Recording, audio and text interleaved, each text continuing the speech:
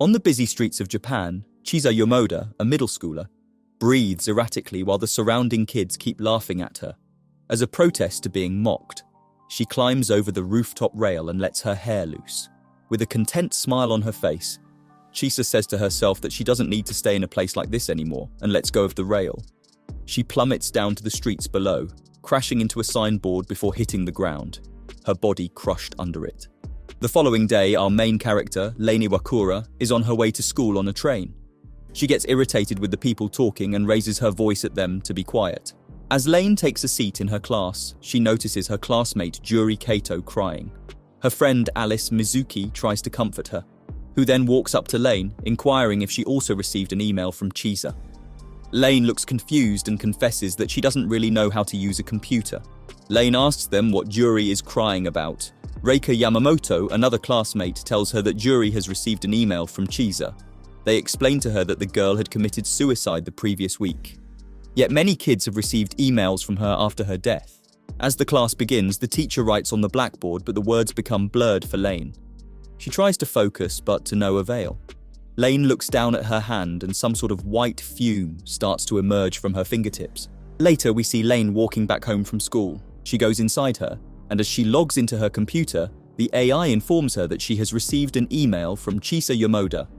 In the email, Chisa explains to Lane that she has only given up her body, which means that her soul is still very much alive. Even though it might be difficult for Lane to grasp what this means right now, however, soon not only her but everyone else will understand. Lane inquires the reason behind her suicide. The AI keeps on reading the mail that some kids at school think this email is a prank. However, this is not the case at all, and God is present.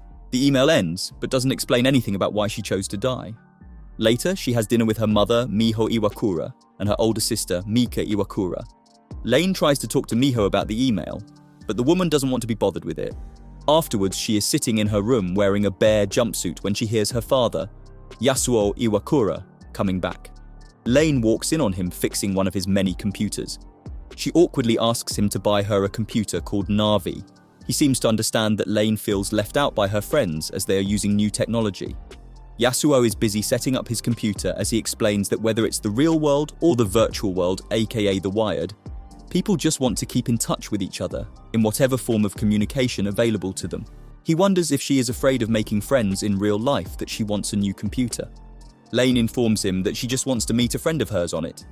The next morning, she is taking the train to school when it suddenly halts, causing the passengers to feel the impact. Lane falls to the floor with the sudden jolt. An apology is heard on the speaker. Apparently the train had to stop due to an accident. People start murmuring about it when Lan notices blood dripping down from the top of the train. The incident seems to linger on in her mind as her body moves slower towards her destination. The scene skips to her going back home. Her surroundings start to fog up. She stands next to a railway track. The light turns red, signaling that a train is about to approach. Just then, she sees a girl walking towards the rail track as the train speeds towards her. Lane yells something inaudible. Everything goes white. Tears fall down like tiny clear pearls from her eyes onto her chest. Her teacher keeps calling her name to bring her back to reality. She is still in class, but her mind took her somewhere else. She looks at the blackboard. The words start to blur again and turn into a single sentence. It tells her to join the wired as soon as she can. She's going back home when she sees Chisa walking past her. Lane turns around to see her standing further away in their school uniform. She asks the girl where she is right now. Chisa only smiles and fades away. At night, inside a club called Siberia, a man is scammed to pay a hefty amount of 10,000 yen for a 4,000 yen drug. He inspects it closely with a magnifying glass and cuts it open. It looks like some sort of computerized bug. The man swallows it without a second thought. He can feel its effects kicking in within a couple of seconds. His body feels accelerated, as if everything around him has slowed down. Meanwhile, Lane is back home on her computer. She is surprised to see that she hasn't received any more emails. Mika stands in her doorway and tells her that she thought the girl was talking to some imaginary friend of hers. Mika reminds her that she is about to be late for school. Lane realizes that the sun has emerged. She walks out of her house and notices a man standing a few feet away watching her. She musters up some courage and starts walking. He keeps looking at her. Lane takes a single look at him and sprints. On the way, she encounters her 3 classmates, Juri, Alice and Reika. They try to ask her about something, but Alice stops them. Lane curiously asks Jury if she happens to have received any further emails from Chisa. The girl denies. Reika can't hold it in and bursts out, asking Lane if she was at Siberia the previous night because it looked like they saw her there. The girl is puzzled. Alice explains that it's a club for young people. There they saw a girl who looked identical to Lane. The girls then try to convince her to come join them at the club later, claiming that she needs to let loose, and girls like Lane turn completely opposite from how they usually are at places like these. The scene cuts to the narrator explaining about the drug from earlier. It is called the Axella. It is known as a type of smart supplement that uses a sort of nanomechanism which oscillates at a certain frequency in the human body, secreting a hormone that affects the time sense for humans, and it feels as if things have accelerated. Not only this, but it also alters the working of the brain 2 to 12 times more than the usual. During class, Lane's phone buzzes. She slowly pulls it out. It's a message from Alice, telling her to go with them to the club. Lane declines. Later, as she's walking through the school corridors, Lane notices a figure standing in the dark, looking at her. The door creaks open. A girl starts walking towards Lane. The latter starts sweating and shivering. To make things even more creepy, ghostly apparitions start coming out of the walls, walking through and past her. Lane turns around to watch them disappear into the light. As she turns around, her breath hitches when she sees the girl come towards her with a smile. Her face starts to distort and she walks through Lane. The latter closes her eyes in fright. As Lane arrives home, she is greeted by a delivery man. He explains that the delivery is of a brand new Navi computer. It is quite a heavy-duty one as it can easily navigate through the wired without any stress. He assures her that she will soon learn how to use it. When her father returns, he tells her that he'll set up her PC afterwards, but Lane insists on having it done right at that moment. Taken aback by her determination, Yasuo goes to set it up. She logs into it with voice recognition. As soon as her father leaves, she asks Navi about receiving perhaps another email, but there aren't any. Her phone starts to ring. It is a text from the girls, insisting that she joins them at Siberia. Lane finally decides to go. When she reaches the club, they are surprised at how casually she is dressed. Her classmates laugh about how the girl they saw the previous night was definitely not Lane after seeing the latter's clothing choice. Soon enough, gunshots are heard in the club. People start to panic and run outside. The guy from earlier, who had swallowed the Excella, stands holding a gun. 2 people have already become his victims. He is breathing erratically and gets agitated with Lane's fixated gaze. Alice tries to get her to move, but Lane stands still, staring at the man. He starts talking weirdly, blaming Lane for making him do all it and claims that he only wanted to clear his head, that is why he took the drug. He neither wants the wired to hinder the happenings of the real world, nor does he want to get involved. Lane starts walking towards him. He looks frightened as he holds the gun at her with shaky hands. She robotically tells him that no matter where he goes, everyone is connected. This seems to be the last straw as he pulls the trigger but ends up committing suicide instead. Blood splatter on her face as his body hits the floor in slow motion. Lane is taken to the police station. The officer informs her that the number she gave isn't working. Her parents aren't picking up the call. She stays mute.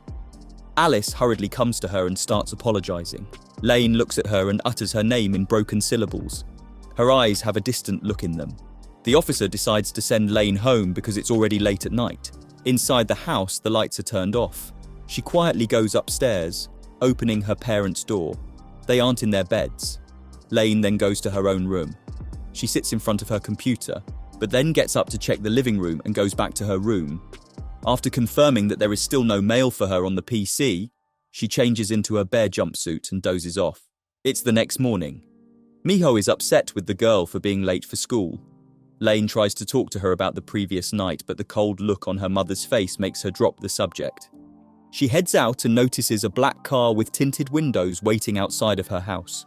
She keeps looking at it and all of a sudden, a red laser starts following her through the tinted windows. Scared, she hurriedly runs away. In the train, she hears a man calling her name several times and tells her that she isn't alone, but Lane gets creeped out because she can only hear his voice. At school, the 3 girls share their previous night's experience with a bunch of other kids, as if they went to watch a movie rather than witnessing horrifying deaths. During class, Lan keeps drawing spirals, while the narrator explains the psyche of the Navi. It is more than just a mere processor, but a multi-purpose information terminal which is also being used by grade schoolers. But the use of the wired has been limited for now. Lane notices a figure of a man looking at her through the classroom door. She starts freaking out and holds her head in her hands. To make things worse, she starts hearing voices from the spiral on her page asking her who she is. Before heading back home, she opens her locker and sees an envelope. Meanwhile, Alice points out to the girls that they all are acting as if people didn't die the previous night. They see Lane holding the envelope. Rika snatches it from her hand and eagerly takes out its contents. Turns out it's some sort of a small object rather than a confession letter. Disappointed, she hands it back. On the way home, Lane pulls out the object and utters the word, Psyche. In her room, she keeps looking at the object. Navi informs her that she has finally received another email. Just then, her father comes in, asking how she is finding her new Navi. Lane walks up to him, holding her palm out, and asks about the object, but Yasuo quickly turns away and denies knowing anything about it. His sudden change in attitude gives away the fact that something isn't right. Lane walks out of her house. The black car is still there. This time, there are 2 red lasers. She sprints yet again. Lane goes inside the club's basement. JJ, the DJ at Siberia, asks what she's been up to, as if they're already acquaintances. Lane tries to talk, but he tells her that they should have another rave the next time, and walks away. She sees a bunch of kids sitting at a table and walks up to them to ask about the object. Upon looking at it, Taro, the kid in the hoodie, tells her that it's a Psyche. They look at it in amazement. She still doesn't have a clue about it. Taro explains that with that device he can easily get complete access to the wired. Lane cluelessly tells them that she possesses the latest Navi model of Tachibana. The other kid elaborately tells her how to set it up. Taro then cunningly says that he doesn't give information for free and wants her to go out on a date with him as compensation, but he wants the crazy Lane from the Wired. Taro claims to have seen her once in the Wired, and her personality was completely different from the real world. He's even aware of the fact that she was present at the club when the man started shooting. Lane gives him a look. He backs off. Mika returns from school, only to be greeted with the sight of 2 men with glasses having lasers standing at the front door of the house. She asks what could have brought them there, but they tell her that she should act like she didn't even see them, and they simply walk away.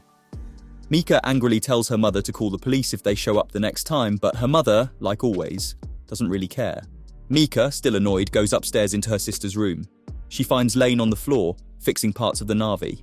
Mika questions why she is sitting without her usual baggy clothes.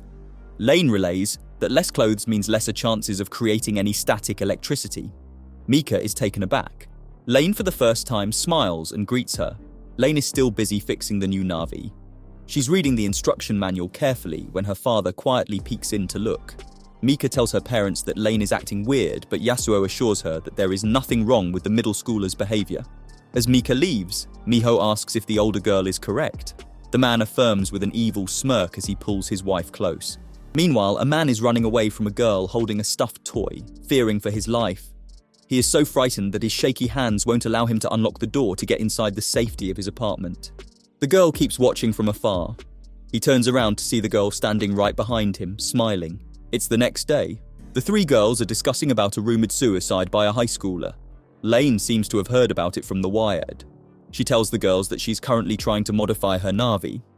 Reika points out that Lane seems different these days, but she can't seem to put a finger on it. After school, Lane excuses herself from her hangout with the girls to go back home and put her computer back together. She happily goes back. Alice is certain that Lane has changed. Lane is in her room. She has modified her new Navi to an extent.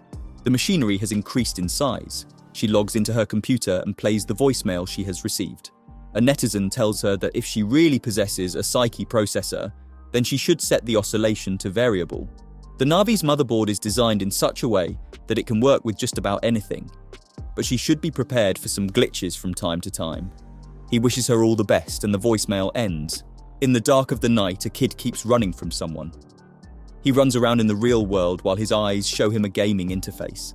The boy wants to quit, but the girl keeps following him. She happens to be none other than Lane herself, still in her nightdress. He keeps running petrified. At one point, he breaks the device, but the game doesn't seem to end. Lane tries to tell him to stop. A bunch of fluorescent stop hand signs in front of him, blocking his path. This time, the little girl from earlier appears in front of him, opening her mouth, making weird noises. He loads an imaginary gun and starts shooting at her. He keeps shooting till he runs out of bullets. Afterwards, he sits, looking at her body wrapped in a white sheet. Lane watches them with a sullen look on her face. The kid tries to make sense of what had happened. He tells himself that he shot her because he was scared and recalls how he had downloaded the Phantom game through an illegal server. The game can only be played in the wired and must have somehow connected to a children's tag game. That could be the reason why the little girl had appeared.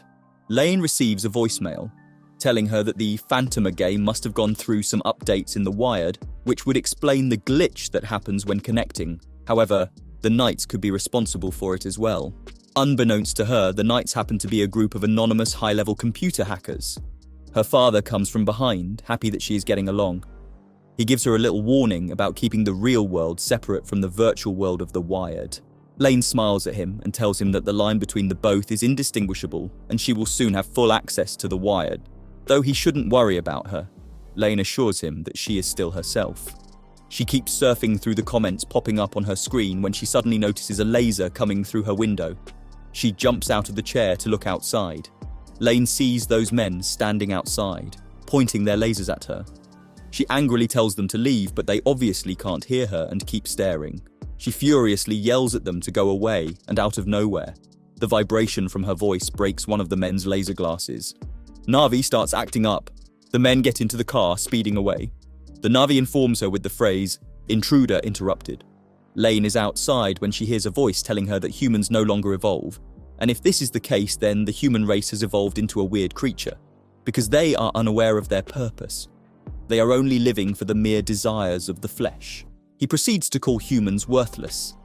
However, he gives them credit for creating a network, aka the Wired, to escape from the reality of life. She can't see him but asks who he is. The voice informs her that he is God. Later, in her room, Lane sits cross-legged on the floor, demanding her doll to tell her a story about something she doesn't know. The doll relays that there's nothing she is unaware of, and besides, it can't tell her a story that doesn't exist. What it can tell her are the prophecies that come to light before an event takes place. In the news, there is a mention of yet another glitch. This time, it's the road traffic information transmission system. It had sent out incorrect information, and the cars on auto-drive mode had gone out of control, which had led to an accident in Tokyo's Shibuya.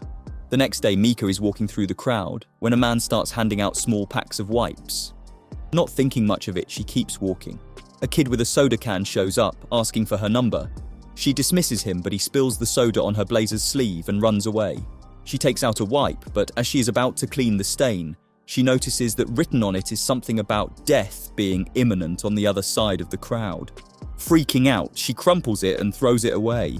Just then, Mika looks up to see Lane standing in the middle of the road as cars speed off left and right. She looks at Lane but doesn't react, besides calling her crazy. Mika then notices one of the billboards changing to Lane's face. Later at night, the little sister is stuck in her room once again. She sits in the dark. This time, a tiki mask talks to her about a prophecy being fulfilled. It tells her that history is not just linear points of connection, but rather points made to connect. She tries to ask who is responsible for making these connections, but doesn't get any reply. At school, when Lane is putting away her things, the three girls call her over and tell her that they are impressed with her hacking skills. Lane gives them a puzzled look, not having a clue about what they are referring to. Alice realizes that Lane might not have anything to do with it, though they do not clarify what it is. While sitting in her room, Mio appears in front of her, almost like a ghost or a hologram. She tells Lane that the physical world is only there to provide a flow of information to the Wired. The physical body is like a hologram for it and only exists to declare the existence of a person. Lane questions if the woman happens to be her actual mother. The ghost-like figure disappears after hearing her. At the dinner table, Mika keeps watching the three of them very closely. Lane keeps stirring the food on her plate. She asks what Lane was doing in Shibuya earlier because she saw her there. The girl only looks at her. Mika drops the subject but gets teleported to the middle of a busy road. The pedestrians morph into figures. She then wakes up in a cafe and tries to open the lid of her coffee, but ends up spilling it. However, soon the phrase, "fulfill the prophecy," appears on the spilled coffee. She starts freaking out and looks around, realizing that the place is empty now. She runs towards the bathroom, trying to make sense of what is happening to her. To make matters worse, there's a power outage, and the restroom's door creaks open. She is certain that someone has entered, but it's difficult to see in the darkness. Someone locks her inside a room, the lights turn back on, and written on the door in blood is the phrase, "fulfill the prophecy," over and over again. This terrifies her even further. Meanwhile, back in the house, Lane is sitting on the floor, But this time she is talking to her father's apparition. She asks the same question, if he is her real father. The apparition doesn't answer, but instead tells her that there must be more to the Wired than mere electrical information flowing through it. There could be a possibility of another world being created while Wired was formed. Since the real world holds the concept of a god, then the Wired seems to have a deus-like entity which may possess powers similar to that of a god. Lane claims to have talked to this entity. The father assumes that it may contain enough power to affect the real world in some instances. Mika finally makes it home, taking a sigh of relief, shaken from the events of the day. She gets up quickly, eyes wide open in astonishment when she sees another Mika. Lane joins them as well, and asks Mika near the stairs if there is a problem, but the older girl walks upstairs. Lane can see a glowing sort of image of Mika at the door. The figure slowly disappears. Lane walks inside her room, turning on her Navi. It has taken over the whole room. She turns on a thermal sensor in it and asks who it's going to be today. Yasuo goes to Lane's room. He feels water on the floor. Upon further opening the door, it reveals that Lane has turned the room into some sort of a laboratory with all the equipment crammed inside the room. He tries to grab her attention, but the computer shows on the screen that she is in a virtual coma. The perspective switches to Lane's. She is happily talking to someone and having a great time. Lane confesses that she doesn't have any friends and thanks the knights for helping her. In the morning, Lane is leaving for school when she sees a boy. He has his arms stretched towards the sky, looking up at it. Lane looks up at the sky, then back at the kid, but he is gone. She doesn't think much of it and goes to school. The girls surround Lane as she types away on her phone. Alice points out that she is turning back to her old self. They tell her to hang out with them again because life becomes too depressing when alone. Lane cheerfully informs them that she isn't alone anymore. There are netizens on the Wired that she talks to. Reika declares that real friends are way better than some random internet pals, and besides, what sort of websites is Lane even hanging out on? The girl refuses to disclose that information. The four girls are hanging out when they see a kid doing the same action that Lane saw in the morning.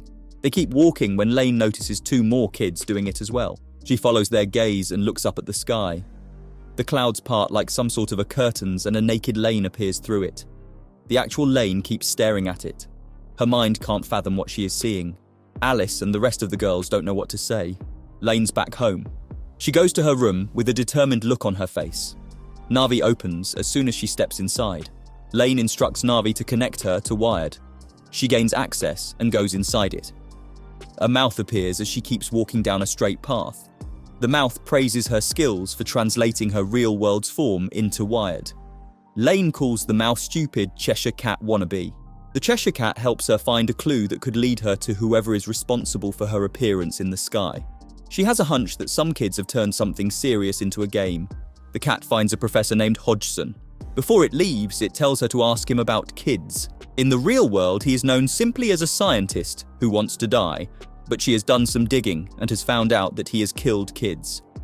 The man has created his own little place in the Wired. She asks about kids, but he instead informs her that he wants to live here till his actual body in the real world rots. Lane is persistent in wanting to get some information out of the old man. She reminds him of the experiment he did on children 15 years ago. She knows that his Kensington experiment has been turned into a game. The man claims that someone must have dug it out. Upon Lane's demand, the man starts to explain what the Kensington experiment was about. Basically, Psi, a parapsychological ability, is present in all children, though very faint. Images of his experiments appear. He elaborates that the ability could be either an intuition the kids may have or a physical ability. Lane points towards the machine on top of the kids' heads. He says that it's an outer receptor, it receives the psi. He then shows her the prototype of the machine that is called Kids. The children's power gathered together could produce a stronger psi. He wanted to see something amazing happen. She then inquires about the children. Surely he didn't think about their safety. Hodgson doesn't give a straight answer. He repeats himself again by saying that the kids' machine would only enhance the electromagnetic waves it received from the outer receptors. A blinding white light suddenly appears. A blast had occurred. The kids had generated so much energy that it ended up exploding, killing those innocent children. Lane can't handle watching it and tells him to stop. Hodgson recalls smashing the machine into pieces so that it would never be used again. Yet its schematics have somehow ended up on the Wired, and whoever has found it has upgraded it in such a way that there is no need for the use of an outer receptor. He expresses his fascination with how the children can be influenced so much by it being just an emulator. Lane doesn't like the way he doesn't feel any remorse for taking their lives. The man nonchalantly tells her that he can't bring those kids back to the real world. So what's the point of punishing himself? Hodgson leaves her a clue though, as he tells her that he doesn't know where this rogue group has found this much power to run the emulators. This makes Lane realize that the Knights might be behind it. He feels worn out and informs her that his body is about to die in the real world just like he had wanted. The scene changes. She keeps calling out for the Knights but no one responds. She wakes up from her coma and angrily confronts the Knights if she is just a mere toy for them. Lane proceeds to demand them to tell her what they are going to do with the kids in the present time. Are they just doing all of this for fun? The Na'vi's system starts to heat up as Lane gradually becomes more aggressive. She starts laughing crazily, telling them that they are a bunch of losers. Steam starts coming out of some parts of the machinery. She notices that the lasers have returned. Lane quickly runs downstairs. She confronts them, accusing them of being the Knights. The men tell her to get down. Just then the window of her room shatters into pieces. One of them explains to her that the coolant system has been fried because somebody had planted a parasite bomb in it. She asks who could have been behind it. Carl, the taller of the two men, informs her that the Knights are responsible for it. Lane is in her room, as usual, hooked onto the wired. Lane notices Mika standing in her doorway. The older sister's mouth is moving, but no sound seems to be coming out of it. After a few seconds, she closes the door and leaves. Lane tells the netizens that her sister has been acting weird lately. Nezumi, a man with complete gear, is connected to the wired, wandering the streets of Japan. He knows that the wired and the real world are connected. He is also aware of the fact that he can move his consciousness to any part of the world. People keep staring at him, but he doesn't pay them any mind. Lane types away on her phone during class. Afterwards, Alice goes to find Lane sitting alone on the school's rooftop. Alice apologizes to Lane for making her hang out with them, but all they wanted to do was to make her happy because Lane seems to be slipping away again. Lane thanks her for worrying about her. Later, it is reported that the firewall of the Information Bureau's Information Control Center has been knocked down by some party, which has led to a mix-up of information in the Wired. Netizens on the Wired are already blaming the Knights for it. Upon searching about Knights in the Wired, it is said that they are also known as the Knights of Eastern Calculus. The members of the group are unknown, but they have a lot of influence in the Wired. The Knights have, so far, manipulated information, developed and distributed illegal devices. Upon searching Lane in the Wired, no information seems to pop up.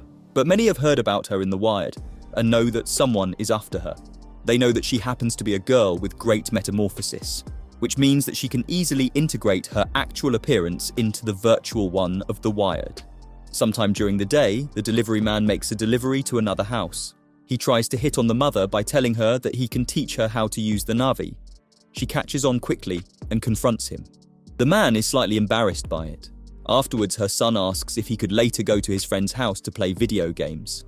She unboxes the package and notices a symbol on it. She proceeds to tell him to just play it online because she knows that at the end of the day, the real world and the Wired are the same. After school, Lane reaches her house, only to see that the spy car has returned. The men get out of it and ask her to go with them, which frankly sounds more like a threat. She questions their identity. However, they are determined about taking her. Only then will they reveal it. She ends up going with them. They take her to some shady-looking building. As they go upstairs, they push her inside a room named the Tachibana General Laboratories, Shinbashi office. A man sits inside with the old version of a personal computer and says that he can't make the firewalls of the main office recognize his PC. He proceeds to say that at his age he doesn't want to switch to the new Na'vi. The girl bends down to examine the CPU and spots the problem right away. Lane switches the jumpers and the PC gets access right away. As soon as the Wired connects, Nezumi sees her in it. He thinks that she is a member of the Knights and wants access to enter the group. The man turns off the PC and informs Lane that he has no idea how much of whatever she does in the Wired is on purpose, but her presence in it is unnatural. Lane is sweating and trembling with fear. She voices out that she doesn't understand what he is trying to tell her. The man conveys that at some point she must have come into direct contact with the Knights because they have shown their interest in her and they want to use her. She shakingly asks about their own identity. The one in the chair informs her that none of them have a name. He asks if she is the same Lane from the Wired. If her parents and sister are real, if she knows where and when she was born. Lane can't recall anything. She holds her head in her hands, shaking as she mumbles if it really matters. She gets up and almost tumbles over forward but regains her steps, and just like that, her persona switches. She tells the man to shut up and curses him. He realizes that the Lane from The Wired has taken over her body. He points out that since she is standing in front of them without any device connecting her to The Wired, then she must have figured out that the walls between the two worlds are crumbling, which is obviously very dangerous. She leaves without paying any heed to what he just said.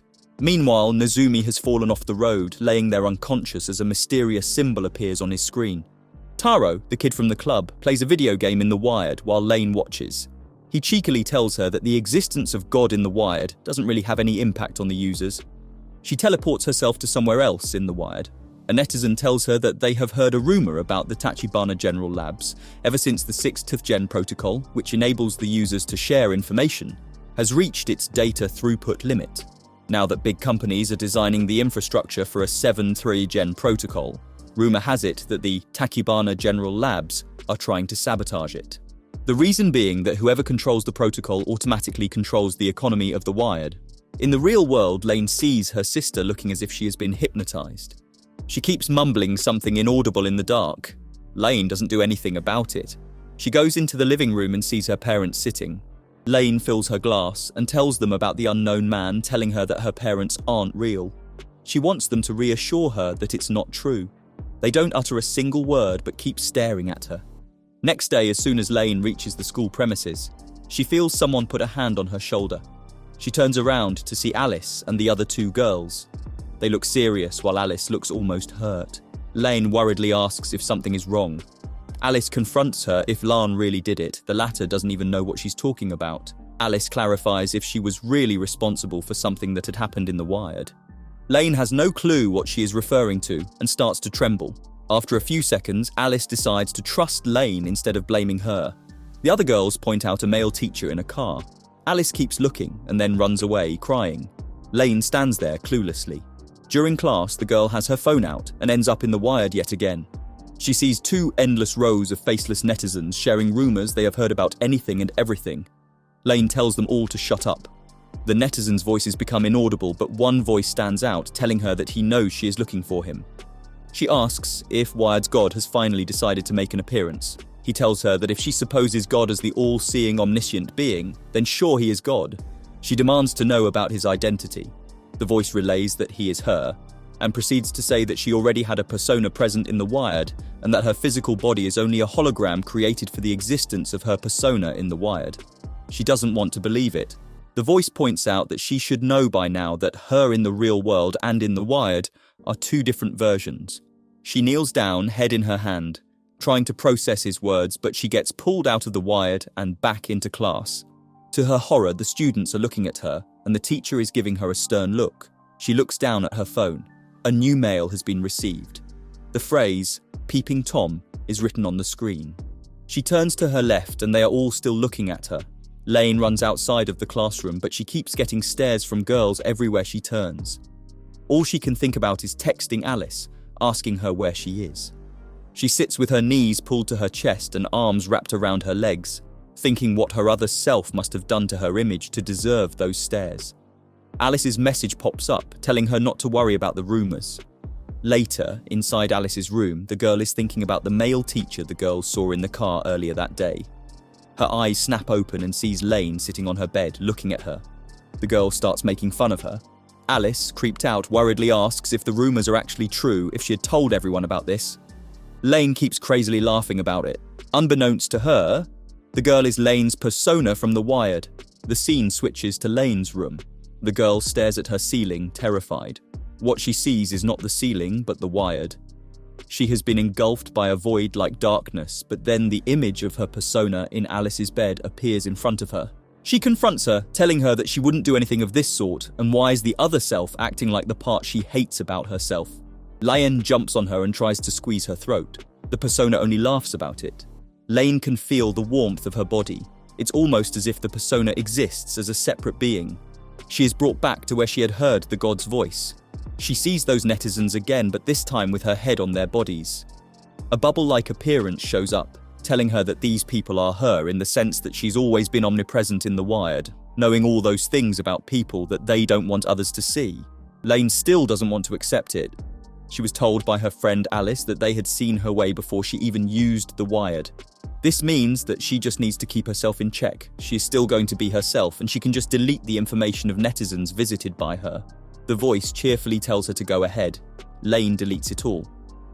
The next day at school, she sees the three girls cheerfully greeting her from afar. Lane feels relieved to see that the deleting has worked, but as soon as she is about to greet them back, her persona pops up next to her and goes towards them, telling the girls that she'd like for them to hang out at Siberia later. The three girls can't even see the actual Lane. The latter keeps calling out for them, but to no avail. Her persona reminds her that they are one and the same after all. Back in her room, Lane tries to assure herself by asking Navi if she is the only one that exists. In the year 1947, on the 4th of July, a report was made on the crash of some unidentified object in New Mexico, America. What it is has yet to be reported. Meanwhile, in the present time, Lane sits in her room wearing her bare jumpsuit, looking depressed.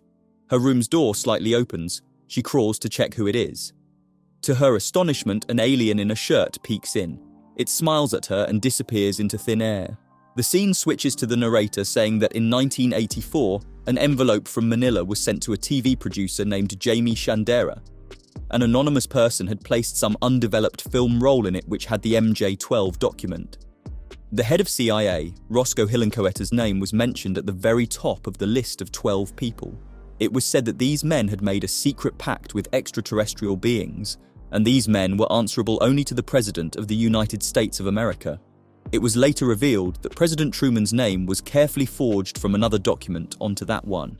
Dr. Vannevar Bush was also mentioned in the list. In the present time, Lane is in the Wired again. This time, several bodies tell her that she has existed in the Wired ever since it was created. The girl, irritated with their claims, tries to get the point across that it is not her who they are referring to. The netizens disappear. In 1945, Vannevar Bush had introduced the concept of Memex memory expansion. It was a system which consisted of a microfilm on which information was recorded and then projected on a translucent screen. His aim was to get information rapidly in a compressed form. Basically, he laid down the foundation for what is now known as multimedia. In present time, Lane goes to the nightclub. JJ tells her that she left an envelope the previous night. This clarifies that the persona had shown up in the real world. The actual Lane fishes out the object. It's a chip. She goes straight to the kid's table and asks Taro for the date he had requested the first time they met. He doesn't seem to remember, but goes along. The narrator this time talks about John C. Lilly. The man had worked with Native American narcotics and isolation tanks for his sensory deprivation experiments to peek into the human unconsciousness. He believed that these experiments had led him to interact with extraterrestrial entities through a communication network. He had given it the name ECHO, or the Earth Coincidence Control Office. Later, he started working on communication with dolphins. Lane has brought Taro to her apartment. His eyes glimmer with excitement at the machinery. He asks about the sort of coolant she is using for the system. Lane simply orders him to sit down and produces the chip in front of him. His eyes bulge out. She towers over him, telling him that she knows he is working for the Knights. He realizes that she is the actual Lane, not the one he met the previous night. Lane confirms that this is indeed her actual self and the persona only appeared in the club, which means all it takes is to alter people's memories and he had something to do with it.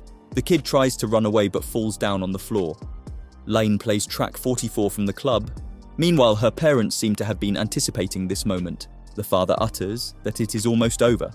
They start making out as the mum says that they don't have much time left. The sister sits alone, making dial tone sounds. Back in the room, Lane questions what would have happened if she had inserted this chip into her computer. Would she have gone to the extreme length of committing suicide? The kid reports that he doesn't know any details.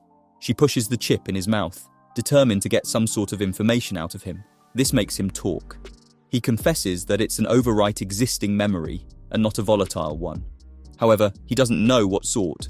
Taro tells her that she needs to be aware of the Knights, as they are hackers after the One Truth. He doesn't know what that truly means, since he isn't an official member. Taro wants to leave, but before he does that he kisses her, claiming that after all this was supposed to be a date. This time the narrator talks about Ted Nelson, who had studied both Vannevar and John. Ted had proposed the idea of a giant electronic library in the satellites that were in stationary orbit. This would allow the library to be accessible at any terminal in the world via radio or phone lines. He called this concept that would make this database Xanadu. The concept of hypertext was then coined by him with the Xanadu concept. Lane sits on her Navi once again, going for a memory check. She is taken back in time. Carl and the other man had taken her to Yasuo, Miho and Mika. Yasuo took her upstairs and showed her the room they had set up for her. Lane questions the past, Lane who these people are, but they both don't know since they are one and the same. The narrator says that the Earth has its own electromagnetic waves known as the ELF band, and between the Earth's ionosphere and the Earth lies the constant resonance of frequency of 8 Hz in the ELF band known as the Schumann's resonance. These so-called Earth brain waves do have an effect on humans, but it is unknown to what extent exactly. Douglas Rushkoff was of the opinion that once all humans are connected through a network, it will awaken the Earth's consciousness. The network's evolution will follow the pattern of a neuron model. The Earth will become a neural network. Then at the Tachibana General Labs, the chief researcher Masami Eri further developed the worldwide neural network hypothesis. He proposed a wireless network which would get plugged in at an unconscious level that will not require any devices. He went ahead and encoded the Schumann resonance factor into the wired protocol 7 on his own initiative. When the Tachibana General Labs discovered what he was up to, they dismissed him from his job right away. A week later, the man was found dead on a train track. Lane stands outside in the street while looking up at the sky. She says that there can be only one truth, and that is God. Someone replies to her that her statement is correct. She turns around to see a man standing further away from her. He claims to be the God whom she has been speaking to all this time. Unbeknownst to her, he is none other than Eri Masami, claiming to be God in the Wired. However, he doesn't understand how she has become a god herself. The only explanation he can come up with is that she has already died. But then again, a human corpse can't be God. She utters that she doesn't need a body, and dying means to leave behind only the flesh. Masami remembers Chisa uttering these words before she died. Lane admits to causing the protocol which is responsible for Wired's evolution. He already knows and proceeds to say that it's only a mere agreement. Lane claims that she had inserted a code in it which works on a higher phase. There lies in the Wired compressed mixed information. It contains thoughts, history, emotions, and memories of Eri Masami. Lane further explains that this means that she can forever live in the Wired as an anonymous entity and rule over all the information, which would mean that she will turn into God. Masami tells her that knowing all this wouldn't make her one. She thinks it over and admits that even if she was an all-present entity in the Wired, she would still need someone to worship her. The god reminds her that she has already created some for herself. She utters the word knights. The god disappears. His voice can be heard saying that she doesn't need a body any longer. Lane glares as she says that it's a lie because she still needs it. She walks into class, and as she reaches to the front of the classroom, she realizes that the spot for her desk and chair is empty. The teacher walks in and starts distributing sheets but doesn't even notice her. Lane had tried to prevent this day from happening. Alarmed, she wonders if her body is truly no longer needed in the real world. After school, she walks inside her house, but no one's there and the lights are turned off. The parents aren't in their beds. Her sister's room is a mess. Lane starts picking up her things when she notices her father standing behind her. Yasuo tells her that he has come to bid her farewell and knows that she must have figured things out by now. His job ends here, and he wishes he could have done a lot more for her. Nonetheless, he loves her. The man is about to leave when she runs after him, begging him not to leave her all alone. He reminds her that she has netizens in the Wired. In the Wired, Lane is told that this is her world. Lane questions who the Knights are. The voices of netizens aren't sure, but they do tell her that the Knights can be traced all the way back to the Knights Templar. They have been using some sort of an invisible human network called the collective unconscious, long before the Wired was even invented. Lane still persists on knowing who the Knights are and loses composure. A blast takes place and everything goes white. The scene cuts to the bar. It's closed, but the 3 kids are inside. Taro is glued to his phone. His friends ask what the big deal is. He relays that the news network has shared a list of names revealing the Knight's identity. One of them happens to be Takuyoshi Masuoka. The said man sees his name flash on the screen and hurriedly starts packing his documents to get out. He isn't even done yet when Carl and his partner barge in with an injection. They poison him to death. Another man lies with a light bulb in his mouth, dead in a filthy room. The woman who had ordered a new Navi and had received it with a weird symbol, unbeknownst to her son, has committed suicide. It is reported that a chain of suicides has taken place all over the world. Those who have died were somehow involved in network-related work and were members of an order known as the Knights.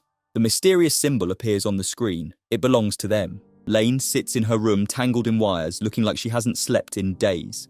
Carl and his partner find her there. She knows that they killed those people and asks why. They tell her that it was on the request of a client, and Wired cannot exist as a separate world, but rather a subsystem that reinforces the real world. The partner snarkily remarks on how Lane should have stopped existing, yet she is safe and sound. Carl then proceeds to say that Eri Masami's residual thought program will soon be disinfected from the Wired because their client is working on rewriting Protocol 7 at the moment, which means that there will be no need for a god. Carl, before leaving, informs her that they still haven't figured out what she happens to be, yet he loves her. Lane walks outside into the street. Masami appears again. He tells her that even though all the believers are gone, one still remains. And it happens to be none other than Lane herself. Moreover, she was created in the Wired. He continues to say that her body doesn't exist in the real world, it is a mere hologram. Lane tells him that he is uttering lies. The god asserts that her family and friends are fake. He declares that he loves her, and because he is her creator, he wants her to love him as well. Lane's mind is stuck in the world where she thought she actually belonged. She angrily tells him that nothing really matters. Wires break and fall around her as they spark. The memories of the past days flood through Lane's mind. She has hooked herself to the wires, soaking up as much information from the Wired as she can. The god appears in front of her. He notices her exhaustion, though he is impressed to see that she has loaded an emulator from the Na'vi directly to her brain. The god warns her that too much information will cause an overflow. Lane doesn't like the way he is using terms one would use for a machine. The god gives her a reality check, insisting that she is only a software, an executable program that has been given a body. Lane walks down the street like some zombie and notices a deformed figure move in front of her. Behind it appears Chisa. Lane tries to remind her that they once walked together. Chisa only sullenly shakes her head. Lane notices the guy that killed himself in the club appear as well. Chisa conveys to her that death isn't an easy thing, while the guy says that there's nothing difficult about it. She can kill herself right in the moment. Lane looks down to see his gun in her hands. Lane doesn't follow through. The scene switches to Alice talking to Raker. The latter wants her to get a boyfriend so the rumors about her and the teacher will die down. As soon as the video call ends, Alice notices someone peeking inside the room. It's Line, but with an alien-like tiny body. She assures Alice that she wasn't the one who had peeked into her room, nor did she spread those rumors regarding Alice and the teacher. Alice doesn't understand because she had seen Lane. The girl informs her that it was someone just like her, but she knows that Alice won't believe her no matter what she says. So she is going to make everyone forget the rumors. Alice wonders what she is on about. Lane clarifies that she doesn't need any devices because she has already destroyed the boundaries between the real world and the Wired. Alice sits in her bed, scared. The next day, her friends meet her in school. Alice tries to tell Raker that she can't go through with the plan today. The girl looks puzzled. Alice tries to subtly remind her about the previous night. The girls spot their teacher. Both of them tell her that he is rumoured to be going out with an 8th grader. However, they don't seem to remember that the rumour is about her. Lane arrives. The girls call her over. Alice realises that Lane must have made them forget, like she had promised the previous night. Lane looks at her, and after a few seconds, a smile appears on her face. During class, the girls surround Lan, laughing along with her, while Alice tries to make sense of things as she sits alone, looking sad. Lane suddenly turns around and sends her a text saying that Alice should rewrite all her awful memories. Lane has finally understood that people have significance when they are in others' memories. She doesn't have many versions of herself, but rather she has been in the minds of plenty of people. A broadcast shares that the Protocol 7 will allow information to travel from the real world to the Wired flawlessly. It weirdly transitions to the broadcaster telling everyone to love Lane. A voice explains that the human body is nothing more than a machine, and because of this, there is a restriction on the evolution of mankind, which is already declared by a god that doesn't even exist in the first place. The information that an individual human being acquires isn't just from his surroundings, but it is also connected to the predecessors. This means that the information is stored within them, and if not shared, then it remains as mere data. Humans can evolve with their own power, but first, they need to recognize who they truly are. All Masami claims to have done is that he has created things the way they once were, and this is exactly what Lane has done as well. This is why she is able to do whatever she pleases. Meanwhile, Carl and his partner sit in the car, discussing that the client probably didn't consider the nights as trouble. Carl has a hunch that maybe Masami is behind all of this. Maybe the man never really needed a body to exist in the first place. Just then, a car arrives and the man from the Tachibana labs gets out, leaving a briefcase on the floor. The partner angrily accuses him of using them, but he isn't fazed by it, and tells them to run away to a place where there won't be any cables or satellites, which is obviously impossible. Carl demands what he is trying to achieve by linking the real world and Wired without any devices. The man doesn't give him a straight answer and leaves in his car. After a few seconds, Carl's partner starts acting weird. Carl tries to help. Upon close examination with his advanced laser device, he tracks the image of Lane in the man's eyes. His partner dies in his arms. Just then, he starts seeing a disfigured blob coming towards him, even though nothing can be seen in reality. Carl's screams of agony can be heard. Alice walks up to Lane's house. Upon entering, she is shocked to see the state of it. The place resembles a dumpster. It smells and Mika's ghost sits in the stairs, still making weird noises, but then disappears upon a second look. Alice wills herself to go to Lane's room. The girl emerges from beneath a pile of wires. She looks dead inside. Alice worriedly asks what she has been doing. The girl replies that she has been watching. Alice falls to her knees, asking why Lane had to wipe away memories from everyone but her. Why has she left her with all the bad memories? Does Lane hate her this much? Lane slowly starts crawling towards her, uttering that hurting her wasn't the intention, because their friendship bloomed way before they were connected. She considers Alice as her one true friend. Lane explains that humans had once been connected unconsciously, and all she did was to reconnect them by eliminating the border between the real world and the Wired, because she is a program created for this purpose. Moreover, Alice and everyone else do not need any bodies because they are mere applications. Alice holds her face in her hand, telling her that she is wrong because she can feel the warmth of Lane's body, even though she feels cold. Lane is very much alive. To make her further believe her words, Alice takes her hand and places it on top of her heart so that Lane can feel that she is alive as well, scared but alive.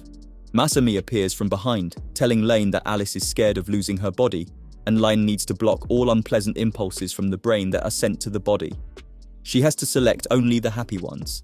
Alice asks who she is talking to. Masami continues by questioning why she hasn't connected Alice yet if she loves the girl. Lane doesn't have the answer. Meanwhile, Alice starts freaking out because Lane is speaking to something she can't see for herself. The god thinks that maybe a bug has entered into Lane's software and needs debugging. He stretches his hand out for Lane, but Alice spots only the hand reaching between them. Terrified, she stumbles backwards. Lane is in a dazed state as she speaks out that she doesn't understand the god. Alice can hear her, her eyes wide open in bewilderment, wondering how the girl is communicating with a god. They don't pay any attention to her as they continue with their conversation. Lane explains to Masami that she does understand why he has taken devices out of the Wired, phones, networks, and even televisions, because without these things he couldn't have done anything. He does admit that they are proof of human evolution, but he adds that there are people who go further than this, and they have the right to greater abilities. Lane turns around, questioning who gave him these rights. This takes the god by surprise. She continues to ask if the program that inserted the code synced to Earth's characteristics frequency to the Protocol 7's code, which would raise the collective unconsciousness to the consciousness level. Was it really him who came up with this idea on his own? Masami starts to get angry and appears almost anxious as his voice booms, questioning if she believes another god really exists. Lane proceeds to calmly state that he wouldn't get it since he doesn't have a real physical body. She gets up and starts making Alice move away from there, but she stands frozen. The god claims to be omnipotent. He was the one who gave her a physical body. Lane asks what he has to say about his own. Enraged by what she is insinuating, the god starts to form a body, but ends up in a hideous blob like monsters form. Lane unwaveringly proceeds to raise an alarming question. If he is a god in the Wired, then what about before the Wired was created? Or could it be that someone had appointed him as an acting god waiting for the Wired to reach this state? It's the last straw for the god as he darts out a giant tongue, wrapping it around the girls, bringing them closer to him. Alice has her eyes closed, screaming in terror. Lane destroys Masami by making him absorb the machinery around him. Lane points out that a body doesn't hold much meaning to him anyway. The god eventually ends up as a pile of junk. Alice's mind seems to go through a nervous breakdown as she keeps screaming and shaking. Lane cannot get a grip on her. She even scratches Lane with her nail. The latter's eyes start to well up. She voices out that every time she tries to do something for Alice's sake, she has messed up. Lane wraps her arms around her, bringing her closer into a hug. The word reset appears on the screen and time starts turning back. The Iwakura family is back, but without Lane. The train moves like usual, but this time Lane isn't standing in it. Alice is about to enter the school, but this time no Lane is in sight. Jiro and Reika also join her, making plans for the night to hang out at Siberia. Alice pulls out her phone to drop an email to another girl to join them as well. Jiro points towards someone. Alice looks at the person, and it's Chisa in the flesh, walking to school. Jiro mentions that Alice had once convinced them to bring Chisa along, but the girl didn't even care.